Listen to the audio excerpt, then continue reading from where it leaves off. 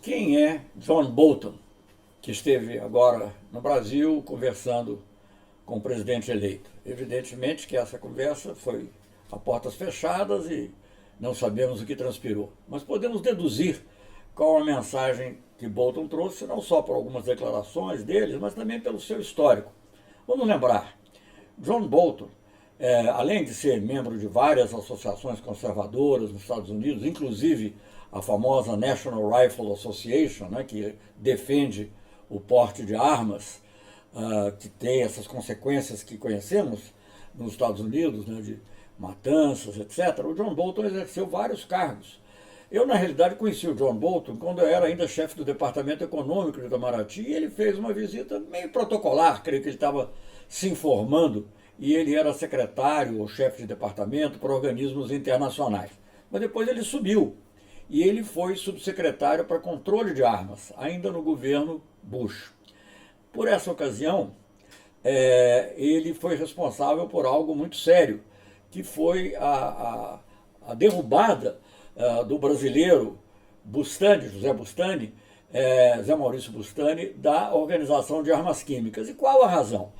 Eu acompanhei isso muito de perto, porque eu era embaixador do governo Fernando Henrique Cardoso na ONU, um pouquinho antes, e cooperava muito com o Bustani, que era o presidente da área de armas químicas.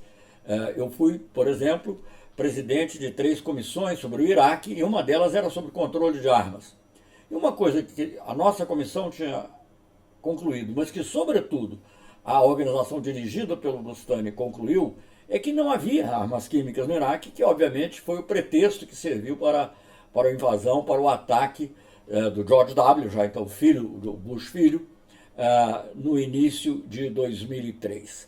Mas o pretexto se formou antes. Então, durante todos os anos de 2001, fim de 2001, 2002, a partir praticamente do 11 de setembro, os Estados Unidos passaram a construir a ideia de que o Iraque tinha armas químicas. E a organização feita com esse objetivo, promovida inclusive pelos Estados Unidos como sua criação, que foi feita para o controle de armas químicas, chamada OPAC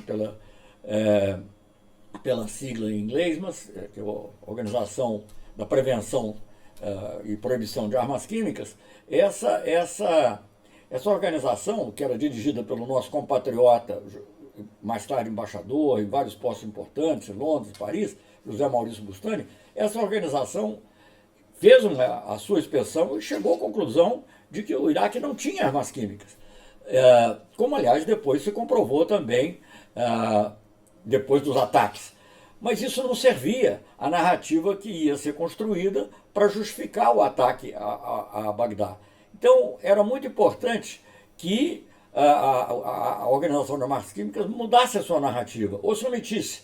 E o Bustani, que é um grande embaixador, um homem correto, um homem inteligente, se recusou a se dobrar a essas pressões norte-americanas, cujo emissário principal era o Bolton, que então era secretário para controle de armas no Departamento de Estado. Então, esse é o homem que foi responsável pela queda do Bustani. Um pouquinho antes, só para lembrar, como embaixador na ONU, eu tive a ocasião também de rapidamente contracenar com o John Bolton. Nessa época ele estava fora do governo, porque isso foi o governo Clinton, e eu fui a um seminário em Harvard, na Kennedy School, onde mais tarde até eu também seria convidado para ser o que eles chamam de visiting fellow, não professor temporário. Mas nessa ocasião eu era embaixador na ONU, me lembro até um dia muito chuvoso, eu cheguei para participar de um debate sobre a ONU.